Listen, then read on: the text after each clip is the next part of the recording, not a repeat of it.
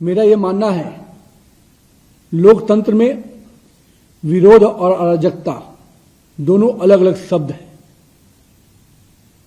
विरोध जब मर्यादा की हदों को पार कर जाती है तो अराजकता बन जाती है। और हम शुरू से कहते रहे हैं, राहुल गांधी जी अराजकता के प्रतीक बनकर उभर रहे हैं। जिस प्रकार से संसदीय जीवन में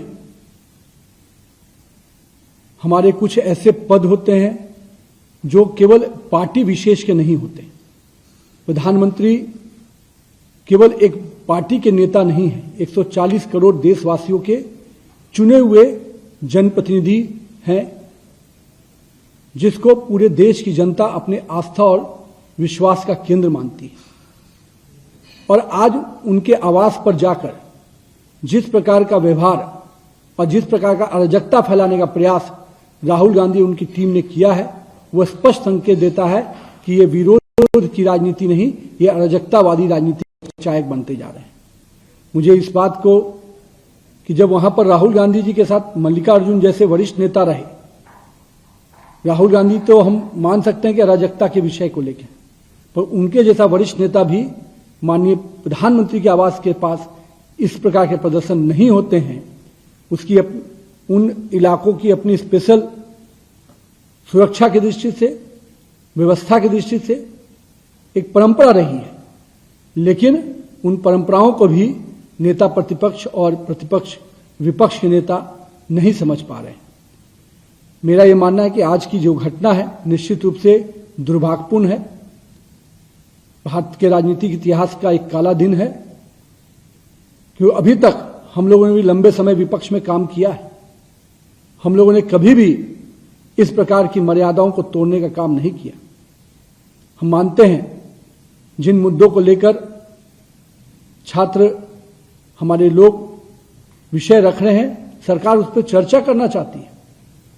राहुल गांधी जी ने जब शर्त रखी तो शर्त को भी माना गया, लेकिन दुर्भाग्य देखिए, नेता प्रतिपक्ष जैसा पद पर बैठा हुआ व्यक्ति अपने ही विषयों को रखकर, अपने ही शर्त को रखकर जब वो शर्त आगे बढ़ती है तो उसे मुकर जाते हैं।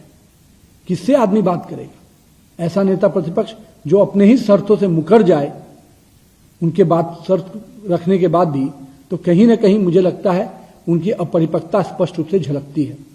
और मैं कहूंगा कांग्रेस और विपक्ष के साथियों से, हम संसद के पटल पर हर प्रकार के संवाद के लिए तैयार रहते हैं, लेकिन आपकी जो मर्यादाएं तोड़ने की परंपरा बनती जा रही है, जो अराजकतावादी सोच आपके अंदर विकसित हो रहा है, निश्चित रूप से इससे देश कहीं ना कहीं दुखी है। और देश अपने यशस्वी प्रधानमंत्री के साथ खड़ा है।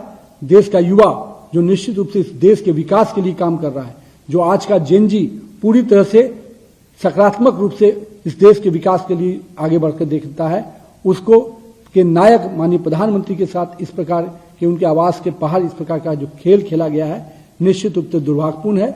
और मैं संपूर्ण विपक्ष को स्पष्ट रूप से कहता हूं, आइए संसद के पटल पर हर प्रकार का चर्चा कीजिए, पर संसद की मर्यादा और गरिमामय पदों के साथ इस प्रकार का शोभनीय व्यवहार नहीं कीजिए।